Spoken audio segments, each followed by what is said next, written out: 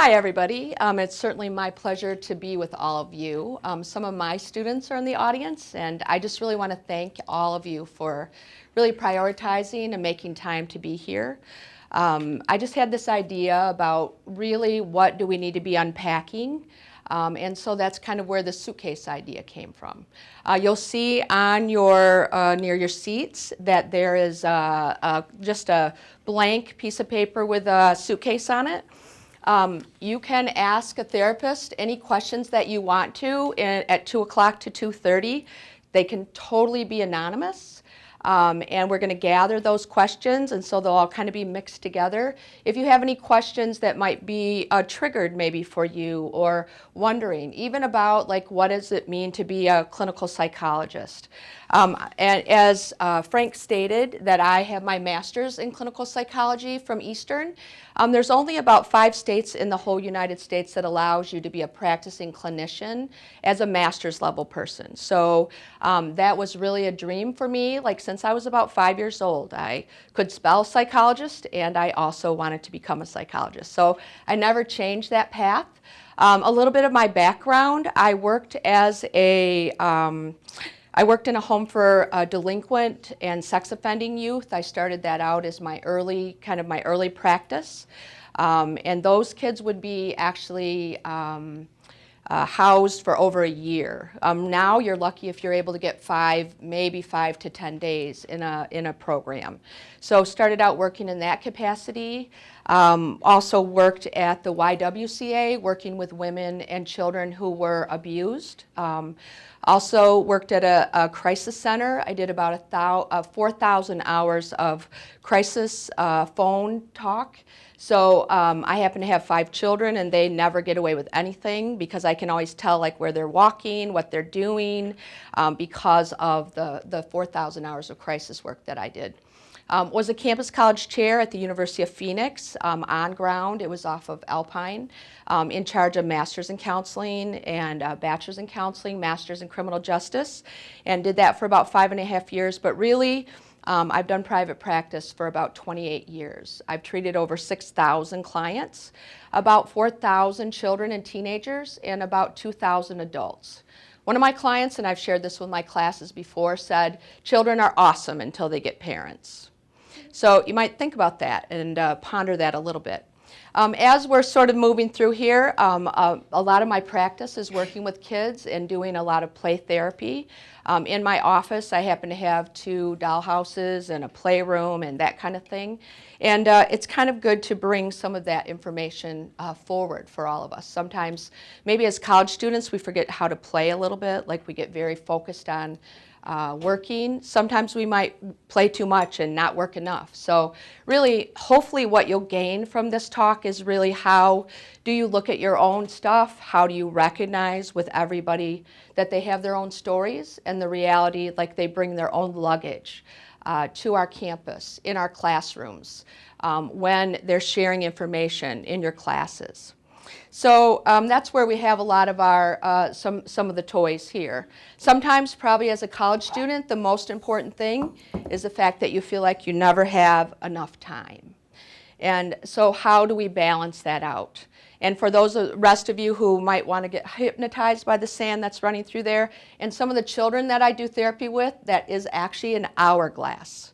So some of the children have said, like, "Miss Julie, we can't leave. Like, the sand is not done running." So we'll have that. We'll be able to leave before that. So sometimes we look at college and we think about, oh my gosh, like this is a whole new world. And so there's a lot of stress that can be there for people, but sometimes a lot of people will cover that up. Like, oh yes, this is very exciting, but I'm scared to death. And so it's very important to be able to kind of look at that and be able to pay attention, like, and name that if that's what you need to be able to do. Being able to speak out loud, being able to acknowledge the feelings that are there. In my practice and sometimes in my classroom, we call it the F words. And that's really about the feelings. It's about being able to identify and kind of recognize what's going on for yourself. So as we're in the new land, as we have like college before us, we often are wondering, like, is the decisions that I'm making, really, is it the right decision? It's a lot of money. It costs, student loans and different things like that. It can be very, very challenging and sometimes difficult to be able to say, like, I'm going to keep forging ahead. I'm going to keep moving ahead. Sometimes you might be a first-generation college student, and you may have family members that don't understand the commitment, the dedication, the pride. The other additional thing that I would like to remind you, which I'll kind of remind you at the end of our talk, is that you are 5% of the world with a college education. And so in that regard, it is about us all having responsibility and how do we move forward. So when we unpack our suitcase, we kind of take a look at that, and we think about some of the different things that affect us. So sometimes you may have left a family. You might be living in a city that you don't know. You may have had a completely connected family, and those are in quotes because I'm a clinician and I've seen, for 28 years, lots of different families. But you also may have left a broken family. You may be focusing on yourself now and still worrying about maybe the people that are there for you. So if we identify that and we kind of identify, sometimes families are broken, and sometimes you're worrying about the ones that are left behind. And so again, important to be able to identify that and look at that and pay attention to sometimes the little one that's there. But sometimes you have to move ahead. You have to be able to say, like, I can do the best that I can to be able to take care of the people maybe that I left or that I'm going back home to, or I'm coming to campus, but I'm still living at home with them. But I'm worried about them. I'm not sure that they're making the best choices. There's lots of things that go on that are temptations for maybe our younger siblings or our cousins or even our parents that might be going through. The fact that we have over 1 million children and teens that are in kinship care. So we have to recognize that many of the people in here may not have even been raised by parents, but maybe raised by extended family. So again, recognizing that. Also, what have you left behind? Maybe the possibility of secrets. And sometimes you're happily leaving those things behind.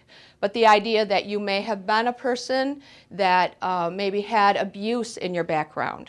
Maybe you had domestic violence within your family. Maybe there was addiction. Maybe yourself is struggling with addiction. So again, making sure that we want to, as a college campus, be able to be here to help you and support you.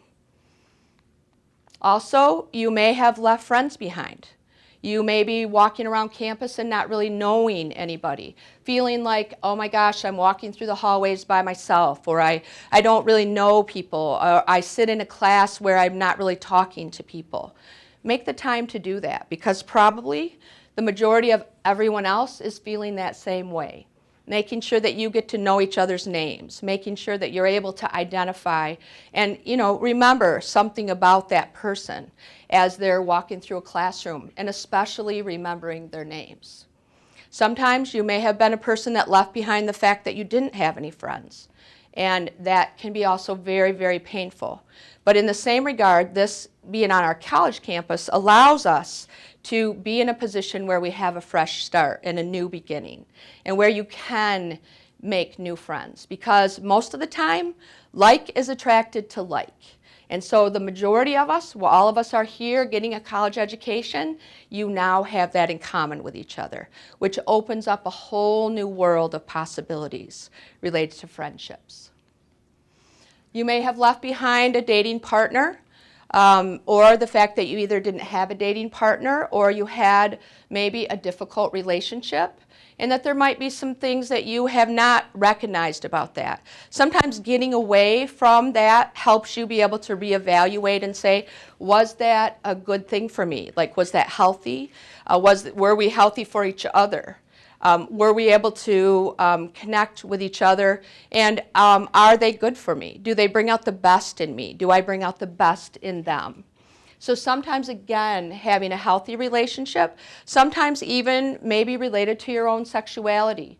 You may or may not have been able to identify that you might be different than maybe what your family's recognizing. So be okay with yourself. Be okay to celebrate who you are and be able to recognize that. If you had a broken relationship, take a look and say, what do I need to do to maybe make that different, or to choose somebody different, or to pay attention to my own needs, to be able to pick out who might have the privilege of being able to be in your life. Also, you may have had to leave behind your pets. I've written a couple of emotional support animal letters for people. Not sure if many of you have had any dragons in your life, but maybe you have. So sometimes that's very difficult to be away. Maybe you're here at campus 3 days a week, all day long, and being away from your pet is very difficult.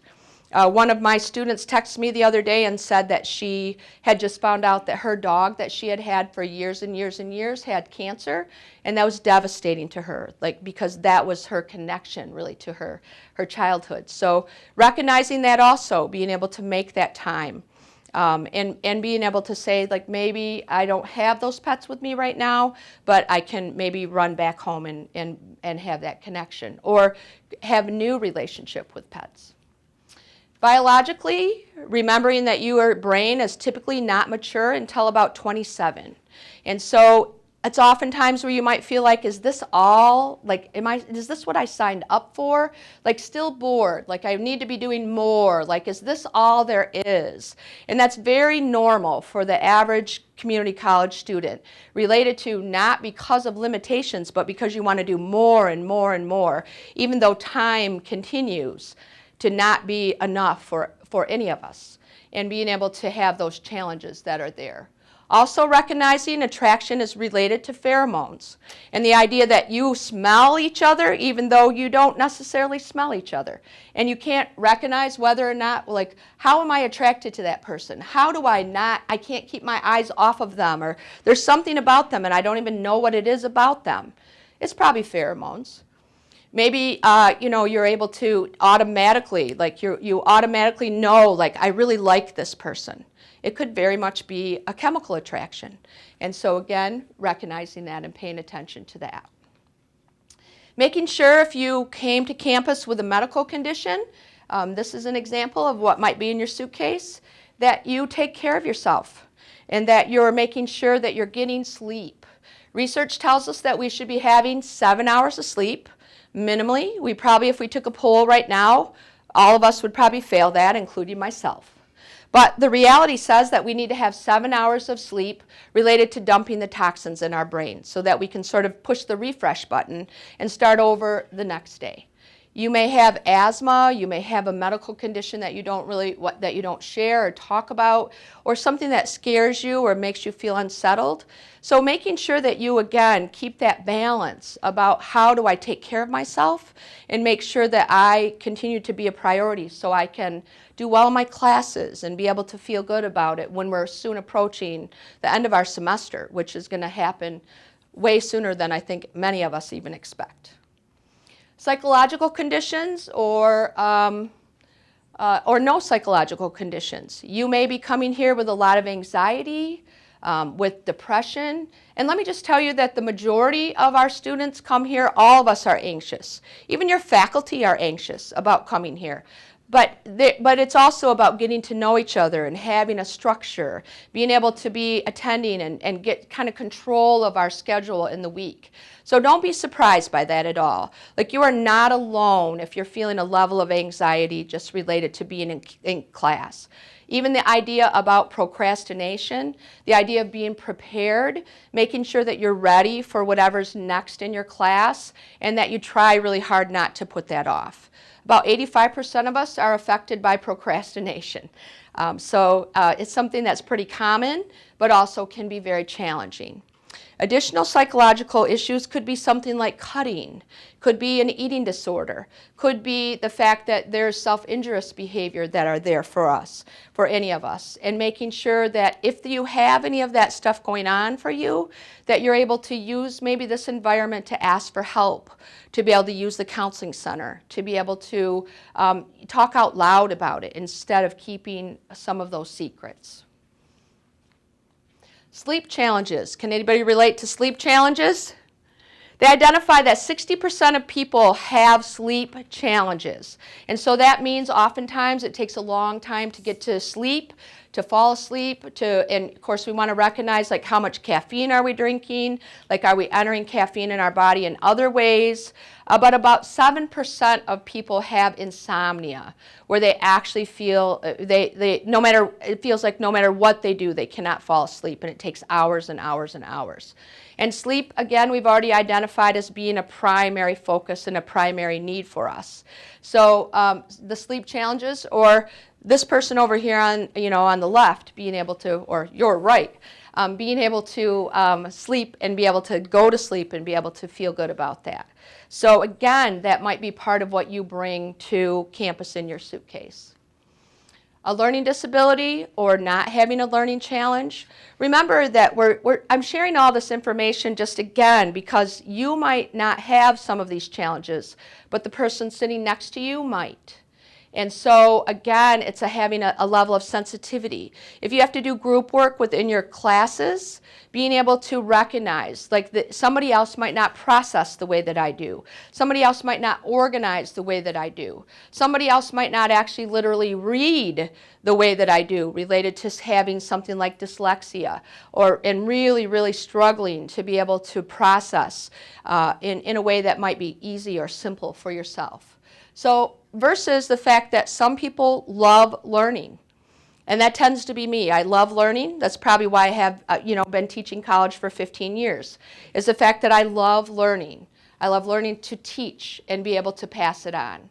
So again, pay attention to that. And if you are any of these people that has a learning disability, make sure that you do ask for help and that you know that we're here for you, whether in the counseling program, to be able to help get extra resources for you, utilizing the tutoring program, being able to help and have you be successful by the end of your semester or your time with all of us. Again, making sure that you have good self-care, or that you may not have ever had good self-care. And so recognizing that might not have been modeled for you, that you may be that person that needs to take better care of yourself on many levels. An inability to handle stress, or the fact that you are a person who maybe thrives on stress. You might think like, bring it on, like I'm ready, I can handle that, I think I have a good balance of that, versus people that do not handle stress at all. So we had one more test that we have to take, one more procedure that we have, and we feel like we're sort of pulling our hair out. And, can we handle and manage one more thing? And so again, sensitivity to the people around you, sensitivity to yourself. Learning to handle feelings. Again, we talk about the F word, being able to speak out loud about those and be able to say, like, when you didn't get this project done, or you didn't get these slides done for this project, like, it makes me disappointed. Make sure that you can use real words and be able to talk about those things.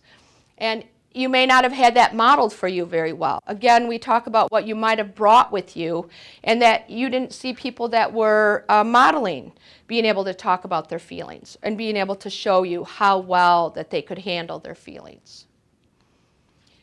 You may be a person that's here with English as your second language.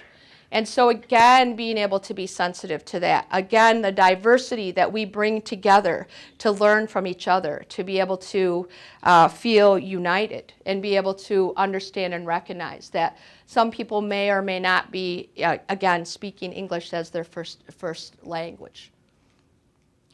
You may be an athlete. That's another thing that you might have brought kind of in your suitcase. You may be an athlete that's trying to juggle lots of balls.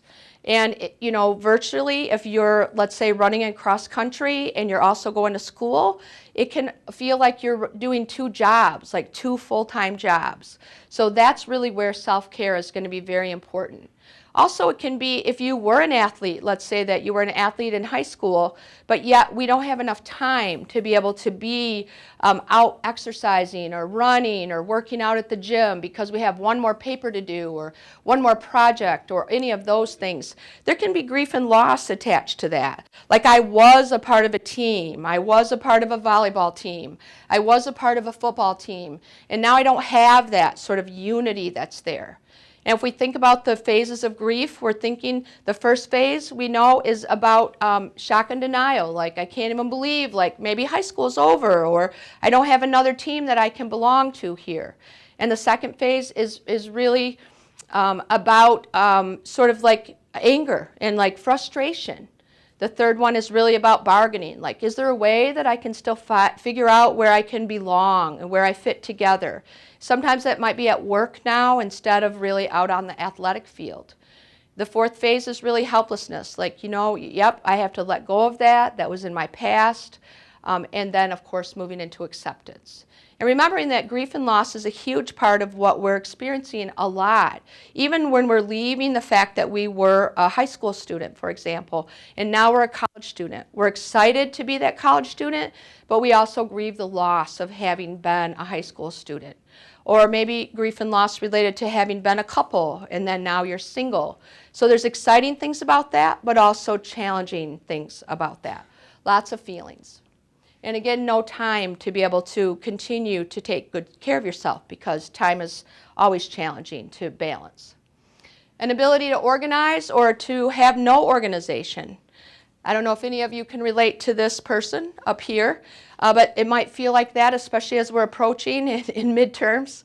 It's like, oh my gosh, where are these things? Where have I lost this? Where have I lost that? And being able to recognize that those might be some of the challenges that have been here for you. The ability to organize might be something you were taught, that something that someone modeled for you, or the disorganization might be something that is happening for you.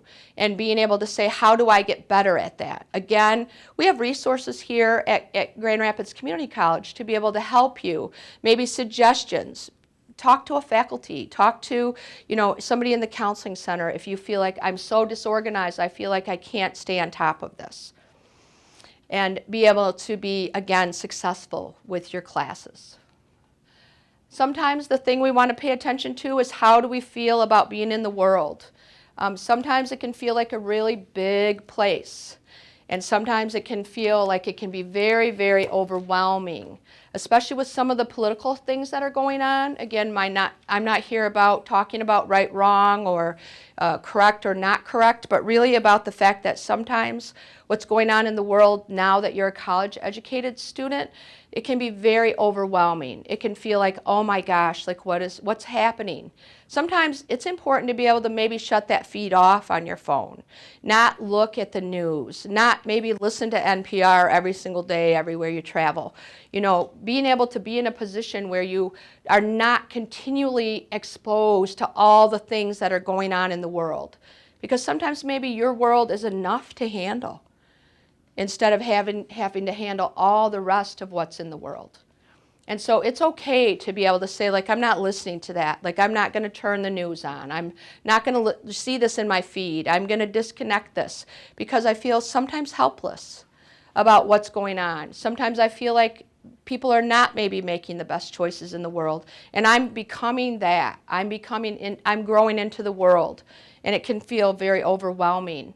And so it's okay to be able to say, like, my boundaries are, I'm not listening to that right now. Like, I'm not going to stress myself out. I'm going to pay attention to my world and not necessarily that bigger world around us. Do you have money or are you broke? Sometimes, you know, we have that going on here. Sometimes we have a bank that's got lots of revenue, and sometimes we don't. And that can cause a lot of stress. When we think about, as I've worked with divorcing couples, the number one and number two problems and challenges that happen between couples is typically children and money. And so sometimes not having money, worrying about money, having to work 2 jobs or sometimes 3 jobs, juggling your classes, it can be very overwhelming. Feeling like nobody is helping you, that you have to do it all on your own sometimes, that can feel exhausting. But really, in the end of the day, it's worth it. It's so worth it if you keep climbing. I mean, I haven't found the money tree yet, only in clip art.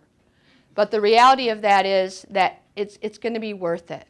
So even if that means that you're feeling maybe even overwhelmed by your student loans, you know, those kind of things that are happening. Important to be able to say, like, in the end of the day, like, it's really worth it. Like, I'm proud to be the top 5% of the world with a college education. But also recognizing that, some people, you might invite some people out, they might not be able to afford a $10 movie or a $5 Starbucks or whatever it is. And so again, being sensitive to that and recognizing that about others. Have to work a lot or don't have to work at all? Sometimes there can be such a significant diversity between maybe people in a group, for example, at college, where some people are working 2 and 3 jobs, while other people don't have to work, or they're choosing not to work, whatever that is for them. So again, recognizing that. When I have a couple of students that might not off in class, I recognize, like, all of you are coming to school and maybe working and doing lots of other additional things. So, we try not to let that go on too long. We might use it as an example of narcolepsy, but in the same regard, it's about being able to pay attention to the fact that many of you are doing lots and lots of things. Sometimes you may be living with a roommate, maybe somebody that you knew, maybe somebody that you didn't know. It can be sometimes very challenging when we're putting different personalities together and being able to manage that, even how maybe they manage their money, how they pay the rent, how are those stressors being taken care of, but being able to also pay attention and recognizing some of those challenges. Again, we talked a little bit about feeling like you have support in college or that you don't have any support in college. That, again, can be where people don't understand the stressors of being a college student and being able to sort of support you or make sure maybe they left some dinner for you because you haven't eaten all day or whatever that is. You may have that at home, but we also have to recognize sometimes you may not have that at home. And so that can be part of what you have brought to our college campus and into your experience. So really what we want to be able to do and identify is what can we do for all of you and be able to help you with. We want to be able to have an opportunity to be able to answer any of the questions that you all might have as far as even asking and identifying, like, maybe what does it take to be a clinician? What does it take in what different situations have I worked with? Does anybody have any questions that they would want to pose that you want to write down anonymously? If you want to take a few minutes to do that. Again, recognizing that here at Grand Rapids Community College that we're here to certainly help you. And your faculty are here to help you manage these things that you're bringing to the campus.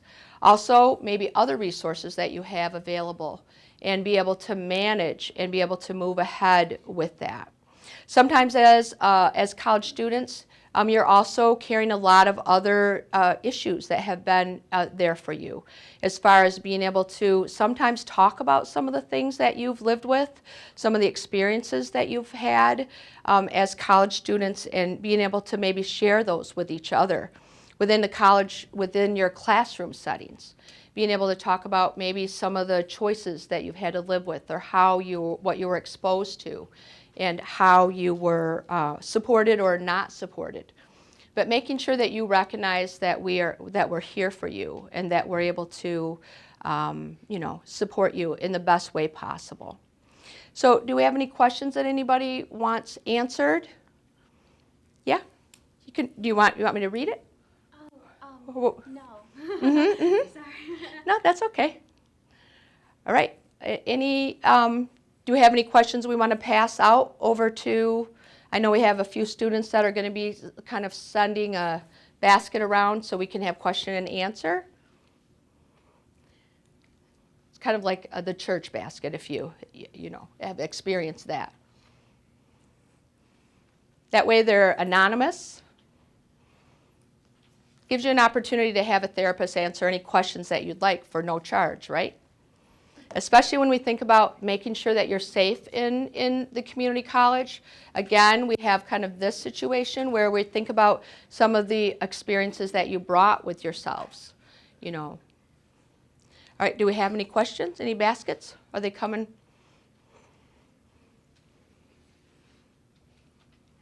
can feel free.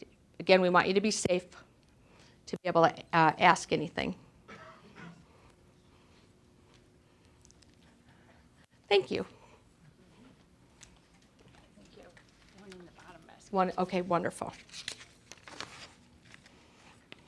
Okay, so here's one of the questions. What do you recommend for self-care and stress management? Definitely about self-care is trying to make sure that our basic needs are taken care of, which would be trying to eat during the day, making sure that you would bring snacks or food to the campus. It's very positive that every floor we have a microwave so you can bring food with yourself. But first of all, being able to maybe identify kind of where the stressors are coming, where the stress is, what's being caused, and then being able to try to look at the support system that you have around you to be able to talk about that. And if there are ways, like if there's stress that's causing issues, that can be where, let's say there's finances. Let's try to talk with some people to be able to see how can we balance that out for you. Self-care is really about sometimes learning the no word. Sometimes we often get caught up in where people invite us or we want to go or they want us to be included. And sometimes we maybe just need to stay home. We really don't want to go out, but we're going out to go with them. Or sometimes we need to be able to say yes. So it's keeping those things balanced, because sometimes no is what we need to practice. Sometimes yes is what we need to practice, because sometimes the stress can be that I feel all alone and I really don't have an opportunity to go out and be with other people. So and then stress management, probably what I would identify for stress management is really doing some deep breathing, recognizing that when you do deep breathing, some people go to yoga, other people might exercise or run or actually just go for a walk, like get out of your space. Maybe when you're even at class, let's say you're in class all day long, you might have 2 classes or 3 classes in a day, like try to get outside to the best of your ability, even stepping out and breathing. Maybe if the sun is shining, being able to get out into the sunshine and being able to balance that out. So related to stress management. Okay, another one. What are the 5 states that allow practice with only a master's degree? I believe that they have it available in, I believe Ohio is one of the states. Definitely Michigan, we've had that available. I mean, I've had my degree for about 30 years. So, and I would have to check into the other ones. Frank, do you know off the top of your head? Well, it depends what you call practice. I mean, all Yeah. states allow counselor level masters. Oh yeah, you can do counseling for sure, yeah. But a clinical psychologist, I think, is the one that they're specifying. Well, the clinical psychologist even, I mean, Michigan doesn't have a clinical psychologist to be. Technically, by the APA, to be called a psychologist, you have to have a PhD. There are some states that, every state is so broad in practice. Oftentimes, an MSW actually gives you more leeway in your ability to practice than an MA does, depending on the state. So there's not really any single guideline. Michigan is a fairly stringent one. So where you get your license also then tends to be, you might have to apply to have it transferred to another state. But the key is you want to make sure that you graduate from a graduate school that is either APA or whatever the counseling association is. Yeah, National Counseling Association. Or social work. So Yep. it's the accreditation of your graduate school that makes your degree even allow you to apply for a license. Right. That's the most critical piece is when you go for your master's, whether you go for a doctor or not, if you go for your master's, make sure that the program that you are graduating from is accredited by the appropriate body. Yes. For example, there might be an online school, for example, that it might give you a degree in psychology, but it might not allow you to be a practicing psychologist. There's 2 types of accreditation Yep. for colleges. There's the general accreditation, like GRCC, so Higher Learning Commission, which accredits all legitimate schools. But then you have program accreditation. And program accreditation is specific to the program and specific to the graduate school. So in psychology, they actually only accredit clinical programs, counselors or clinical psychologists. The other ones, they don't accredit because they don't need to. So it's the ones, so you could still go to an accredited college, but the program isn't accredited such that you can apply for the license. That's Right. the key. And if you ever have questions about that, you could ask any of your psychology faculty to be able to help you or take a look at that too. All right, another question, how do you know when you should seek mental health support? Let's see, when your diagnosis, anxiety, and it's hard, that you're foggy, that you're kind of foggy, you have anxiety and it's hard to find words. Sometimes that can be definitely anxiety happening, like where sometimes medication can help with that. Talk therapy could also be very good for that. I probably would balance that out related to if it's interfering with your life. Like you feel more negative about that than you do positive, that might be the time to seek that out. And you can go to the counseling center here to be able to get some additional support where you don't have to go maybe to somebody in private practice. So sort of the fogginess or the anxiety, sometimes that can be also related to maybe feeling prepared. And so you might help yourself related to maybe reading the chapter or knowing kind of what we were going to touch base on, and being more prepared might help support that anxiety that's there for you. All right, another question. How do you know you're in depression? Sometimes depression can be affecting your physical body. You can feel depression in your joints. Other than if you're still growing. There are some, typically males, that might still be growing even after like 20 or 21. And if that's like growing pains, that's different. But depression can actually be in your joints, in your elbows, in in different parts of your body. Plus, if you're feeling really a lack of motivation, feeling like I can't do the next thing, I feel like all I want to do is sleep all the time, or I feel like I can never sleep. Kind of those extreme things that are going on for yourself. Sometimes you may have lived with depression all of your life, and you might not have recognized that that was what was going on for you. Some people will do like natural supplements related to that, like St. John's wort, and other people might get on an antidepressant, or they might add where they'll exercise. They might do like have more of a program to be able to kind of become more active, to sort of see if they can push out of that depression. The other thing for women is to pay attention to the cyclical, like related to your own cycle, and how that might be affecting you. And that can be related to just your medical situation. All right. This question, it says, I've been left by every member of my family at one point or another. At the beginning of the summer, my husband left me. How do I unpack the abandonment? Definitely, that would be maybe a situation where you could share that out loud with the people that are in your support circle. If you have even one person that's in your support circle, you might want to talk about it if it's applicable to bring it up in class. Also then to be able to say, like, I'm going to at least maybe connect with a counseling program to see a counselor so that I can talk about that. Sometimes journaling is very helpful.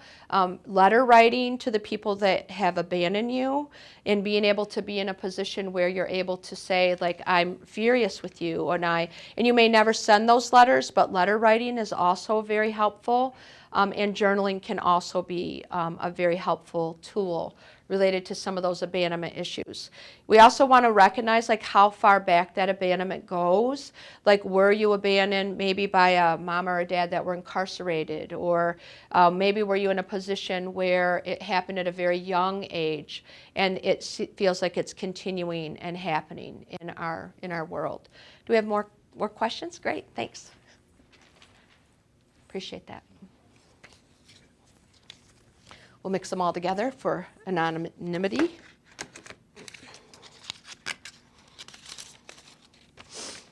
All right, how to get through disapproving family, moving out, help to be that you're responsible enough. A lot of times we kind of get mixed messages just related to taking care of ourselves. We've learned a lot of the time, like, we need to always be thinking of others. We need to be doing something for others. Really, from my clinical perspective, you have to really take care of yourself first to be able to be better at taking care of others. And so if you feel like, again, try not to be defensive about the things that maybe you've done nothing wrong about. And so being in a position where you're able to say, clearly I can pay my bills, I live on my own, I'm able to do those things. And sometimes you just have to stand strong. And even though you feel like you want to be having family approve of what you're doing, sometimes you have to have that independence and be able to kind of break that connection, which is maybe more of that disapproving family versus the family that's proud of you. But again, being able to recognize, what do I need to be doing for myself to be successful? And I need to be proud of myself, the fact that I was able to do that. Okay, I have tried many study methods, but none of them are working. What do I do then? Certainly, maybe being able to talk with the tutoring department to be able to get help related to that. Sometimes you may not be making enough time to study and be able to be prepared, or you're studying while you're doing other things, and it can be maybe distracting. Sometimes even if there is, you may have maybe neurological challenges that are there, or learning challenges that are there. Even having an evaluation might help to have a neuropsych eval done that can say, like, this is how you learn, and these are the things that we might recommend that would help you be able to learn and be able to make that be easier for you. All right, I want to be a psychiatric nurse. How do I get there? Psych is similar to psychiatry. Well, we want to always know the difference between a psychologist and a psychiatrist. So a psychiatrist is somebody who goes to medical school and then become a doctor, and then they specialize in psychiatric medicine. A psychologist, as Frank identified, you're a master's level like myself, or a clinical psychologist like Frank is with a PhD.